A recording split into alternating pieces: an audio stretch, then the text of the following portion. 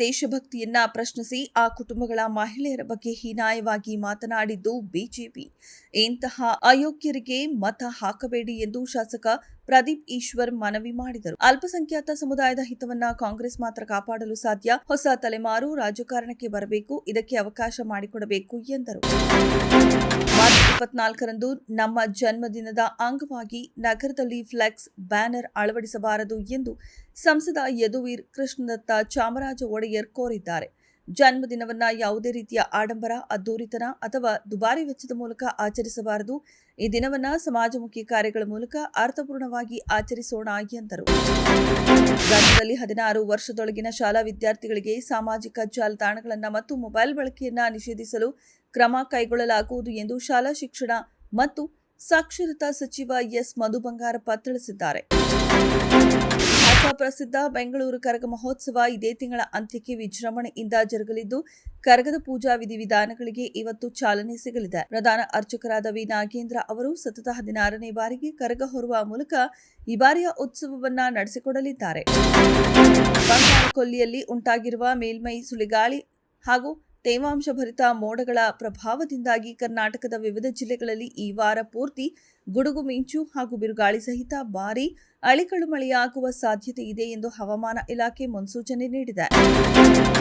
ಶಾಸಕರ ಹಾಜರಾತಿಗೆ ಇನ್ನು ಮುಂದೆ ಬಯೋಮೆಟ್ರಿಕ್ ವ್ಯವಸ್ಥೆ ಜಾರಿಗೊಳಿಸಲಾಗುವುದು ಎಂದು ವಿಧಾನಸಭಾಧ್ಯಕ್ಷ ಯುಟಿ ಖಾದರ್ ತಿಳಿಸಿದರು.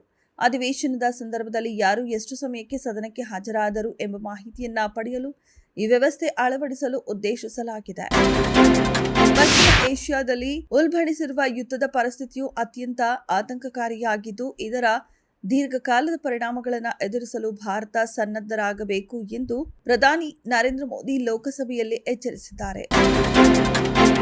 ಪ್ರಸ್ತುತ ಜಾಗತಿಕ ಸಂಘರ್ಷವು ಜನರ ಜೀವನದ ಮೇಲೆ ಪ್ರತಿಕೂಲ ಪರಿಣಾಮ ಬೀರುತ್ತಿದೆ ಮತ್ತು ಭಾರತದ ಮುಂದಿರುವ ಸವಾಲುಗಳನ್ನು ಎದುರಿಸಲು ಸರ್ಕಾರ ಸರ್ವಸನ್ನದ್ಧವಾಗಿದೆ ಎಂದು ಭರವಸೆ ನೀಡಿದರು. ಶತ್ರುಗಳ ಜೊತೆ ಸೇರದಂತೆ ಇರಾನಿಯವರಿಗೆ ಎಚ್ಚರಿಕೆ ನೀಡಿದ್ದೇವೆ.